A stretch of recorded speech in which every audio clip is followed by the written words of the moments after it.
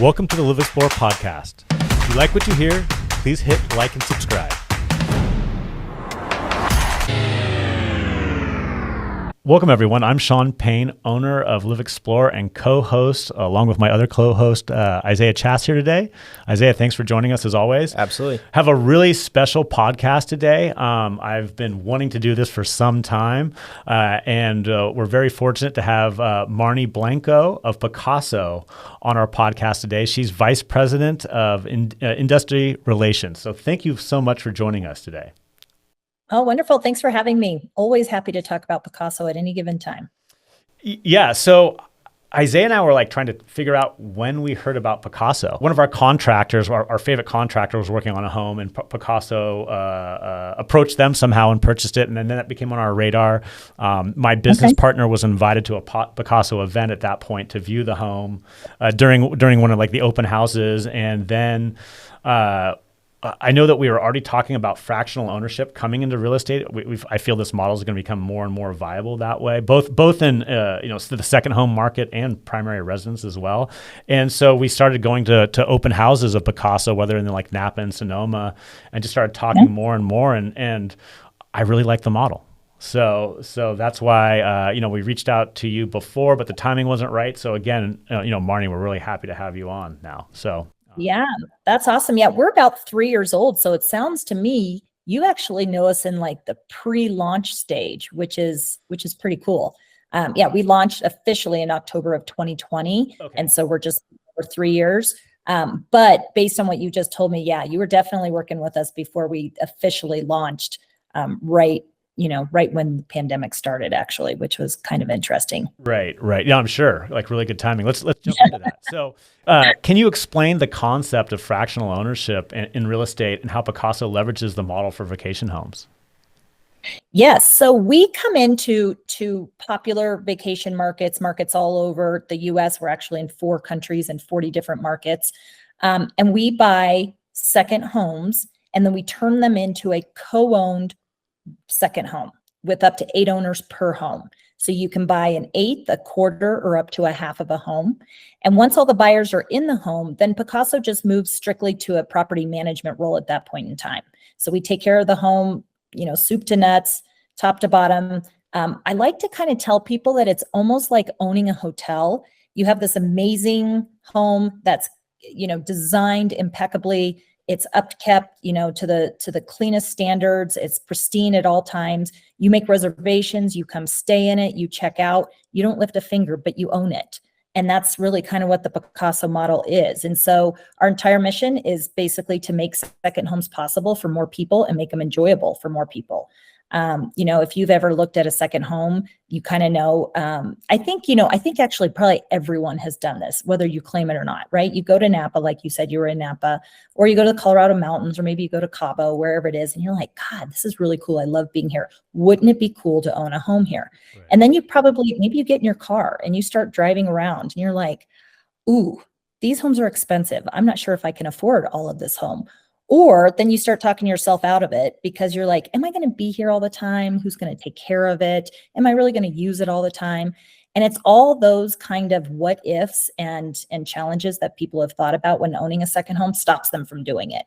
And so that's really what Pacaso has solved for. We come in, we make the homes more affordable. Obviously, when you're sharing ownership with up to 8 other people or 7 other people, that makes it more affordable. And then you're not having to take care of it and worry about it all the time because we handle all of that for you. So it's kind of the win-win of coming up with solutions for the challenges of second home ownership. Right. No, I really like the model. I mean, Isaiah and I talk about this quite a bit. We're in California. I think you're out in Colorado. So I don't know what your housing inventory is out there, but we have a huge need for housing here. We just haven't built enough homes. And I feel like you're caught up in that argument. We talk about this, but if Pacaso came through, fractional ownership came through 15 years ago before Airbnb and things like that, I think everyone would totally fully embrace it because it just makes so much sense. And you're talking about, those people that just want to come up here periodically, here's an opportunity. And really how they did it before was okay, we're going to do it, but then we have to rent it out for the remainder of the year. And so here you have so many people coming up and buying vacation rentals and then turning and renting it out to make it feasible for them when these people could buy into a Pacaso home. And I just think that like that would, we have the Airbnb model already here, right? But if Pacaso was here before, I just think it would be totally embraced. It makes so much sense. And that's why I hope people like kind of reevaluate it that way. So yeah, you hit the nail on the head too, because what we find with our owners is a lot of them, of course, would love the investment portion of being able to rent out their Pacaso. We actually do not allow our owners to rent their Pacasos because the majority of our owners don't necessarily want that. They want to have a home that, only has up to 8 owners. It's controlled. They know that it's always going to be taken care of. They're not worried about who's going to be in it, 50 weeks out of the year when the two, that they're not using it. And most people in a second home, they sit empty 90% of the time. Exactly. Well, it's only maybe 4, 5, 6 weeks a year people use their second home. So our model, exactly what you said, it's it's more sustainable. It's better for the communities because these homes aren't sitting empty, and it's better for the owners too. So they don't feel like they have to go have a lot of strangers coming in and out of the home. It's controlled, and it's an experience and environment that's good for them. Yeah, I don't mean to veer off too much, but if I had the option of having an Airbnb or a Pacaso home next to me, I would take the Pacaso any day because you're going to have all day. Yeah, right. They have a vested interest in the home. You're not going to have that rental that throws that crazy party because they don't want to mess up the neighborhood that way. So again, like I don't mean to veer off too much, but it just like looking through this and it makes sense to me. So well, I think that's one of the things that separates Pacaso so much as well is that rather than a timeshare or like you said, even a hotel, even if you somehow had a way to stay in a hotel, 4, 6 weeks out of the year, with Pacaso, you have that ownership stake within the home. And I think anyone that has some sort of equity stake in something is going to have a lot more care for it over their lifetime. Sure. Yep. Sure. Yeah. And especially real estate, right? Even though we don't allow our owners to rent their homes, it's still an investment for them, and they get, they have equity that grows with the home. On average, right now, our owners are seeing 10 to 15% return when they decide to sell their Pacaso. So it gives, not only a good experience for friends and family and having a second home, it's also, equity in real estate. And that's, everybody loves that. Yep. Mm-hmm. On that note, can you go into a little bit about what sets Pacaso apart from, like I said, traditional timeshares, but also other real estate investment models? Absolutely. And that's always one of the number one questions we get when we start saying a little bit like, if you ever ask the question, have you heard of Pacaso? And people say no. And then you give them the little, 30-second blurb. They're like, oh, it's a timeshare. And you're like, no, that's a naughty T word. We don't say that word. Because the big difference between timeshare and co-ownership is timeshare, you're leasing the time, right? And you don't necessarily have ownership. It's not something you can sell easily, right? They always say hard, easy to get in, hard to get out. And really with the co-ownership and the Pacaso model, it is true real estate ownership. So you get that equity, you get that upside, and you get the experience of using it on a flexible schedule. And that's the other really big difference. Typically you go into a timeshare and you are locked into, week 7, week 20, and week 32. With Pacaso, much more flexible. You schedule on your convenience. The general kind of rule of scheduling, because that's always the second question we get is how do I get to use my Pacaso, is per 8th ownership.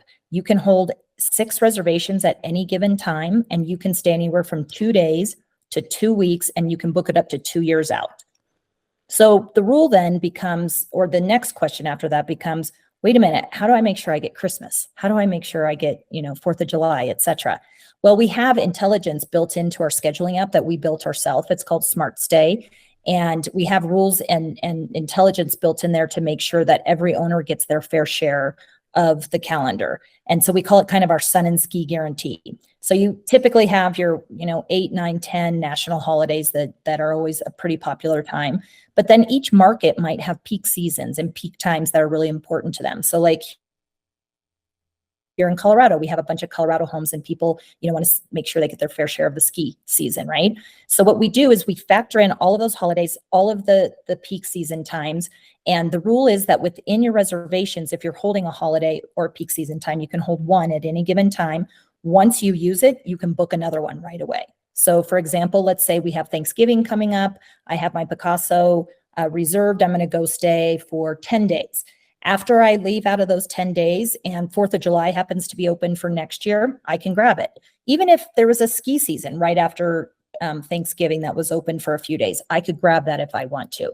It's just that you can only hold one at one time. Once you use it, you can get more, and you can hold 6 reservations at any given time. This way, it helps people manage the time that they're going to be in the home. And does that change based on the ownership percentage you have? So you have, half share as opposed to an eighth share. Yes, exactly. So like, for an eighth of a share, you get about 6-7 weeks a year because you get your eighth of the year. If you're a quarter owner, you get twice that. If you're a half an owner, you get twice that. So it just becomes exponential to your share ownership. Sure. Cool. Nope. Makes things very easy that way, and seems to be fair. So kind of just for the agents that are listening, why should an agent work with Pacaso? I love this question. Thank you for asking it, first and foremost, because a lot of people think, we don't really need to work with this. It's, it's shared ownership, co-ownership. I'm more into primary residential real estate. We work with a ton of agents, and agents, essentially, when we come and we buy a home, we buy one home and we turn it into 8, right? And so then we need buyers. We now have 8 homes and we need buyers. And we know the people who have the buyers are agents. They're the ones who have the big database. They know that they have clients who maybe have thought of having a second home, maybe couldn't afford it, or maybe just want a different type of model because they're not using it all the time. And so partnering with agents is really important to Pacaso because we know that they can really help us in our model, and we can help them also increase their business and additional sales, right? And transactions. So it's a win-win. The way that agents work with us is a few different ways. As I mentioned, bringing buyers is the number one way because that's the easiest way. When you bring a buyer to Pacaso, we pay the full 3% commission to basically just refer the buyer to us. And what's beautiful about this is you can refer a buyer to any of our homes in any of our markets worldwide, regardless of where you live or where you're licensed, because it's a referral, right? And so they refer their name, email address. Our sales team partners with the agent to learn a little bit more about the client. And our sales team really takes care of all of the transaction. So we can have anywhere from 2 days to a week. You could bring a client to Pacaso. They know the home they like, and you could close it that quickly and actually get paid within a week. So what we like to tell agents is don't stop what you're doing. Focus on your residential business. You're successful at that. You understand how it works. This is a very, very easy add-on to what you're already doing. Because what's better than selling a client one home, selling them 2 or 3 or even 4, right? So easy to introduce it to your clients. We create a marketing playbook and a marketing toolkit that basically gives agents everything they need to know about Pacaso: email templates, texting templates, social templates, to just say, hey, have you ever thought of owning a second home? And maybe the answer is no. Maybe their clients are like, no way, I'm not doing that. It very minimum, it just gave you a reason to reconnect with your clients. And agents are always looking for that, right? Or maybe they're like, yeah, this would be amazing. I would love to learn more about it. And then, you can move into another transaction that is a very low lift, very quick, easy add-on to your business. Right. Yeah. So kind of like to piggyback off our previous conversation for agents out there, if you're banging your head against the wall because you can't find that vacation rental that your client's looking for at a price point, well, maybe they can buy, an eighth ownership into this beautiful vacation rental, and it totally suits their needs. So just, it's another tool to have in your tool belt as a real estate professional that way. So, so just kind of going into like how does the buying process work for someone interested in fractional ownership through Pacaso? Yeah, so once we get connected with the buyer, we obviously figure out what homes are they interested in. Do they want to tour them in person? Do they want a virtual tour? Obviously, our site has all of the, the typical photos and Matterports and everything that a buyer could walk through. But a lot of times you need to either feel it in person, or if you can't be there in person, our salespeople will physically walk through the house, and you can ask them questions. Open that door for me. Open those drawers. What does that corner look like? So you can get a really good feel for it. I would say though, about 30% of our buyers actually buy sight unseen. It's actually pretty interesting. Really cool. What we find is that the audience and the buyers we have are, I think, kind of what you said earlier. They're people who've been coming to these communities for a while, and they know the area. They know, they just want to have something that's their own. And so they don't necessarily have to have all the touch and feels. But once you select the home, once you decide that, the market and the home you want to be in, then we work with you on it. Basically, it's called a membership interest purchasing agreement. and an operating agreement. So you understand how Pacaso works, how the scheduling works, how you're going to make sure that you get your fair share of the home. We offer financing. So a lot of times lenders won't have a product like this for our model. So we do financing directly through Pacaso. Right. You can finance up to 70% of the purchase price of Pacaso. And then I would say probably about half of our buyers use our financing and then half of them are cash buyers. So it just depends on, what works for your budget, et cetera.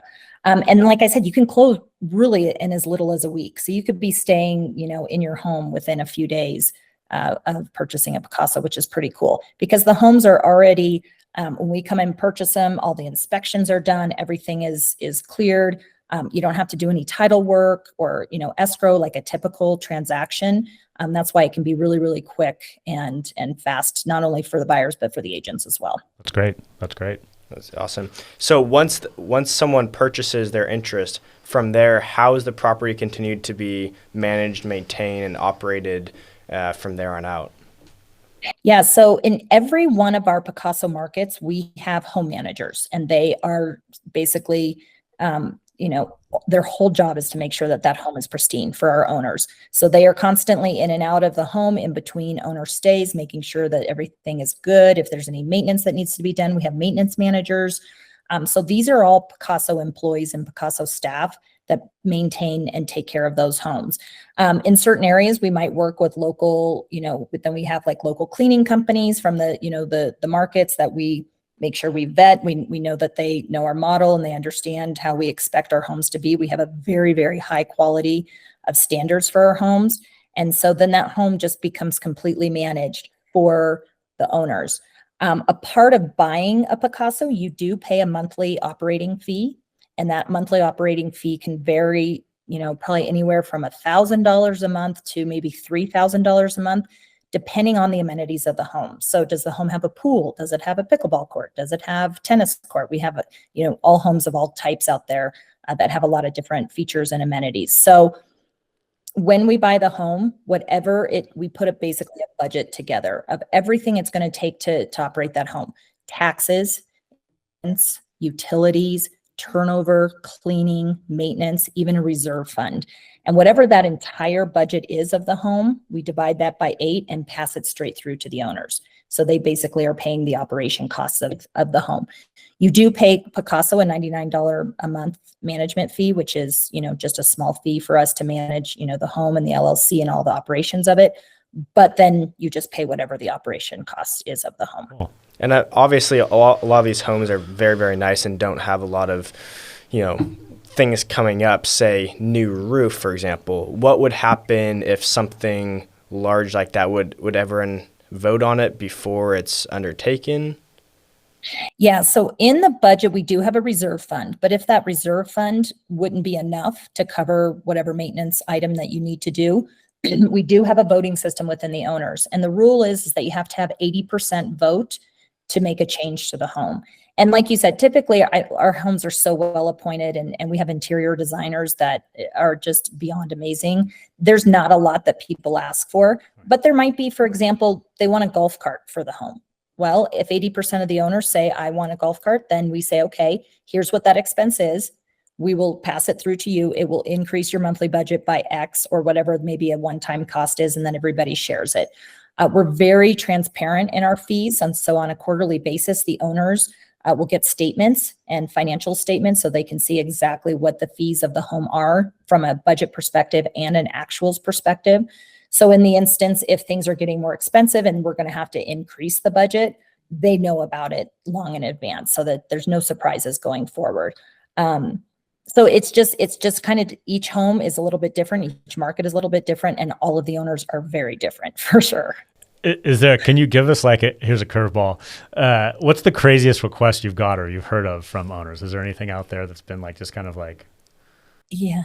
We don't get so many crazy ones so much anymore, but when we were starting the company, you're willing just to do about anything, right? Because you just want you want to get them going, you want everyone to love it. Well, we used to have a lot of owners that, when we were still figuring out things, right? Kind of what are we willing to do? What aren't we willing to do? And so one time an owner did all of our homes now, so this is a good learning for us. All of our homes are appointed with every baby feature you need. We have cribs, we have high chairs, we have monitors, we have, baby gates. We have everything you need, because we did have an owner basically call and say, hey, just to let you know, I'm going to be at the house tomorrow, and I ordered a new crib to the home from Amazon, and it needs to be built by the time we get there. If any of you have kids, you all know building a crib is never the easiest thing in the world. Well, at that time, like we didn't, I don't think we even had like a maintenance person. So I think it was our guy who ran our Salesforce instance for us. He's like, I can build a crib. And so he went over to that house that night for like 5 or 6 hours and built awesome. that crib. That's a great story. So yeah, it was fun. Our owners are, though, you know what? It really is almost a part of the special sauce of Pacaso. We have such amazing, great owners. They're people that, like you said earlier, they just care about the home. Right. They're vested in it. They care about the community. And we learn a lot from them. After that, we went and made sure we outfitted the homes with all the baby stuff you ever needed. So we didn't have to do that again. That's really cool. That's really cool. Great story. So let's switch a little bit. Market insights. What's going on? Which markets or locations have you seen the most success, and what kind of properties are most popular amongst buyers? Great question. So like I said, we're in 40 markets in 4 different countries. We have definitely had some markets we have some markets that are just easy, right? All our Colorado markets, for example, Vail, Aspen, Breckenridge, easy. Like once we find a home, it's easy to sell, easy to get owners in. They've just been really popular markets for us. Cabo is another really popular one. Palm Springs. And the interesting thing about, if you look at like Palm Springs, Cabo, and the Colorado mountains, the prices, well, first of all of those homes are very, very different, right? Mm-hmm. So you're like, okay, what's the winning formula for which markets are best? Well, they're all very different, and all the price points are very, very different as well. So some of our most expensive homes are in Aspen. Those might be 2.6, 2.8 million a share, down to a range of probably our most affordable homes are in the Palm Springs area. And those could be anywhere from 175,000 a share, 200, 300,000 a share, much different than an Aspen home. But people like that Palm Springs area, right? They want to go to Coachella, and they want to have that heat, and they want to have, when it's cold somewhere to go. And so it just really depends on that. On the flip, we've had markets that have not performed well, that we were, really excited about, that we thought would be, big winners. For example, we have a couple homes in Spain. That was not a good market for us necessarily. And I think that was more like, everybody always says location, location, location, right? But when you're trying to get 8 owners together, it can be challenging. Like what one person wants to be on the beach is another person wants to be on the golf course. And so it's important when we're launching markets that we look that there's variety that we can get, so that we can satisfy the demand of all the buyers coming in. And then start to read into which ones work really well, and make sure that we, duplicate that model and we get more inventory in that point.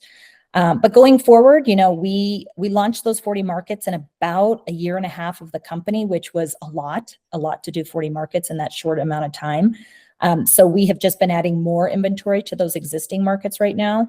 And then what you're going to see actually, probably here in the next couple of weeks, we'll launch a new market. I'll give you a sneak peek. It's 30A in Florida. So that has been a big demand of ours. And so we finally found good inventory there. And then probably next year we'll start market expansion again. And that, gets into an entire process of matching up all the inventory or lack thereof in a lot of places with the buyer demand that we are seeing.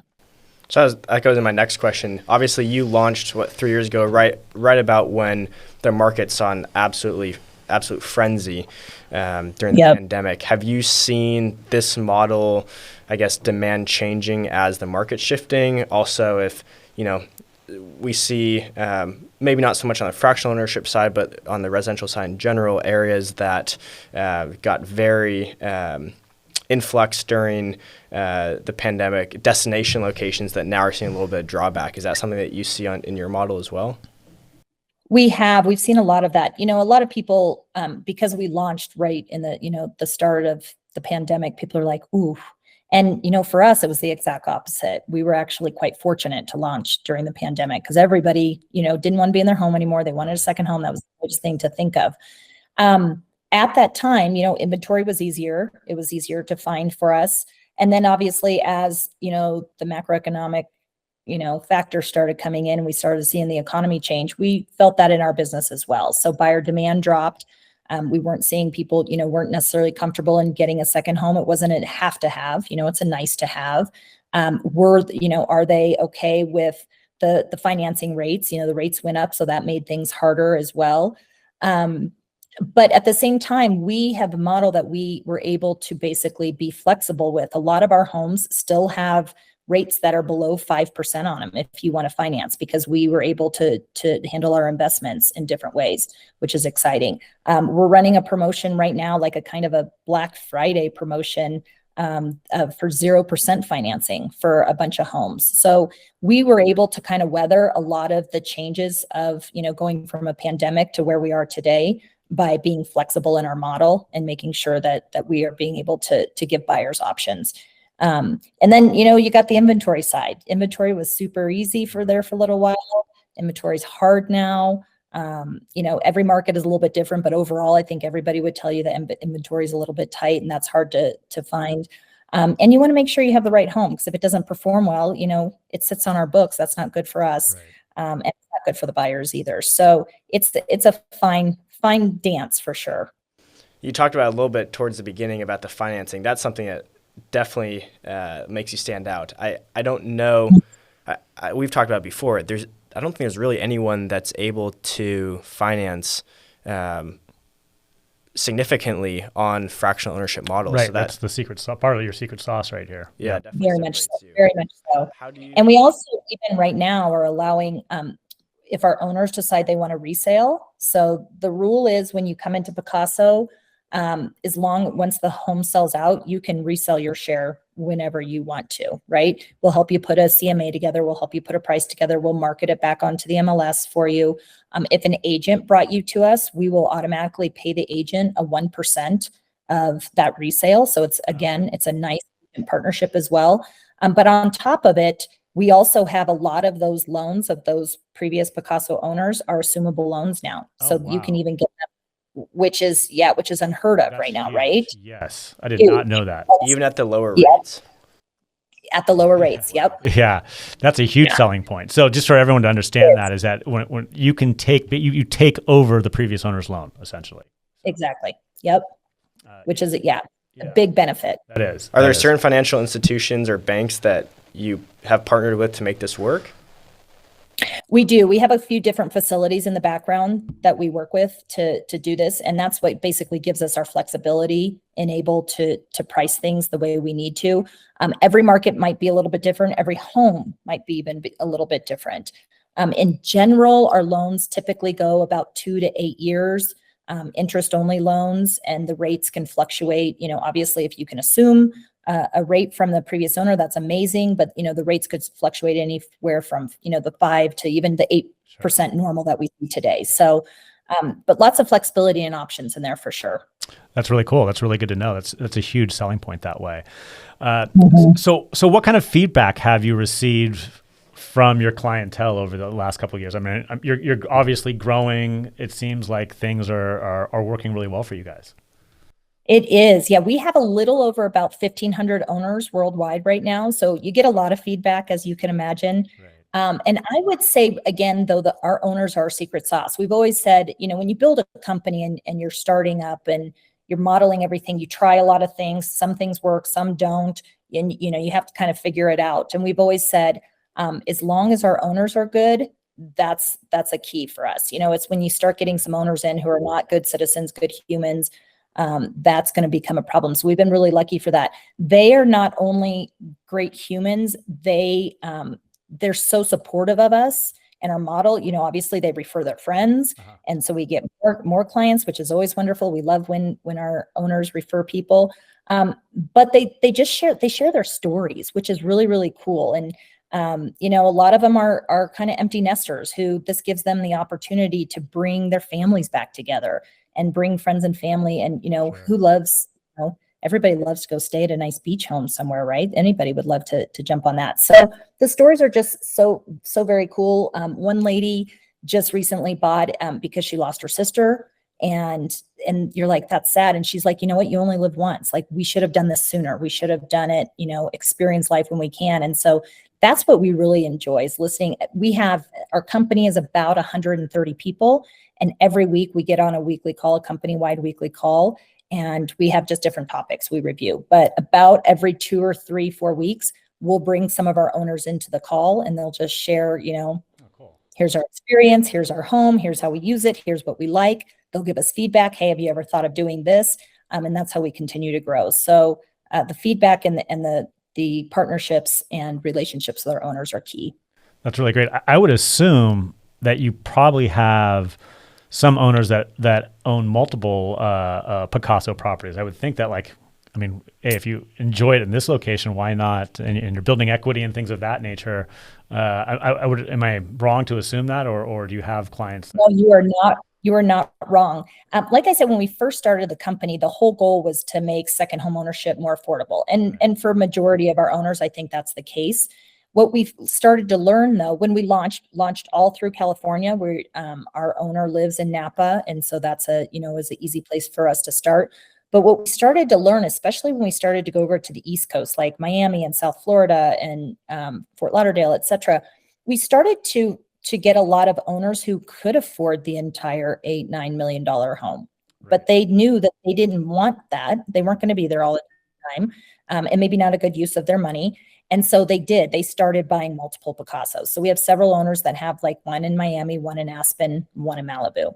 And then we also start to have repeat buyers. So we have people who might only own an eighth, and they wait for somebody to resell a share. So the rule is that when you do resell a share, the existing owners get 5 days first right of refusal. Oh, cool. And I would say, half the time our existing owners gobble that up because they're like, oh, we want a quarter now so we can have more time in the home. And so, or we might even have a couple of folks that we've seen that have a quarter ownership, and they're like, they sell off an eighth of it, and then they take that eighth and go stick it into a different Pacaso. So they just have 2 different ones. Sure. So it kind of goes both ways. Yeah, that's fun to watch. That would make sense. That would make sense. If you have a good experience, it's a good model. Why not, go after another area that you like to go vacation in that way? So yeah, that makes total sense. Is there anything does Pacaso have anything coming down the road? Any new innovations, any new offerings that way? What's going on with Pacaso that way? Yeah, what you're going to see from Pacaso is the whole demand that we have gotten from buyers is they want more markets. They always want more places. I just had a gentleman the other day. He's like, what do you mean you're not in the Poconos? I want to be in the Poconos. Why aren't you there? I'm like, we will get there. I promise. I don't know when, but we'll get there. So they want more places, and they want more price points. Even in our existing markets, they want more price points. So more options up and down. And then in these new markets, they want more price points as well. So that's really what we have been working on. Our goal is not to have hundreds of homes. Our goal is to have thousands and thousands of homes worldwide. And so we are going to scale that to where we can get more markets and more price points faster. And I think you'll probably see that a little sooner than later. Very cool. Very cool. If agents or buyers want to learn more about this, what's the best way for them to find out? I know typically they're on MLS, so agents can access them, but what are some other ways, or the best way if people want to either get in touch or learn more? Yes. So for buyers, we love, to come to Pacaso.com. We have all of our homes on there, whether they're a new listing or even a resale. We put all of the homes on there as well. You can learn, obviously, everything you need to know about Pacaso. Really dig in. Buying a home is not a small purchase. So people really want to have a lot of detail and information. So that's a number one place to go. Agents, you're absolutely correct. We do list all of our homes in the MLS, so you can find them there. But we also encourage agents to go to Pacaso.com too, because our homes are theirs to sell. Any of our homes are theirs to sell. They can come, they can take photos from our site, they can take videos from our site, they can put them out into social media if they would like to, and say, hey, have you ever thought of this second home, to generate some buzz? Not only do we give them the tools to market to their existing clients, we also give them the tools to generate leads as well. We have a unique lead generated code on there for every agent who signs up with us that they can use, that anybody goes through that code into Pacaso.com, then that buyer is linked to that agent. And so it becomes a good lead generator for them. And, we encourage them to market the homes just like they were selling them themselves. Very cool. Very cool. That's great. Is there anything else that we haven't covered that you would like people to know about Pacaso?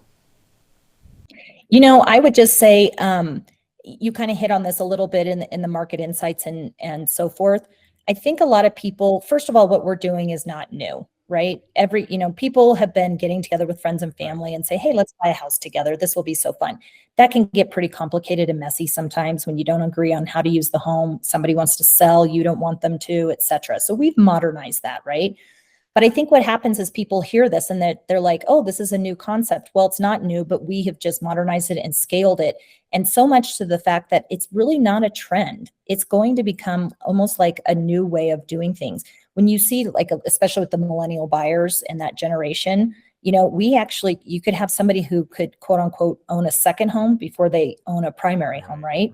Because of this co-ownership model.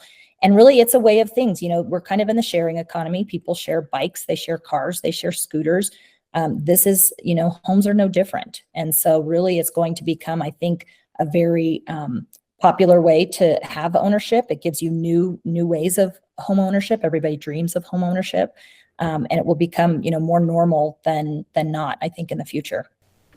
Yep. No, we completely agree with you. That's why we've always been kind of fans of fractional ownership and seeing where things are going that way. And it's great to have Pacaso kind of like heading the charge that way. And we hope that you continue to grow that way. I think it's a viable model, and I hope people kind of look at it again and really get their heads around what it's about that way. So if you haven't heard about fractional ownership, it's a viable way of owning real estate that way.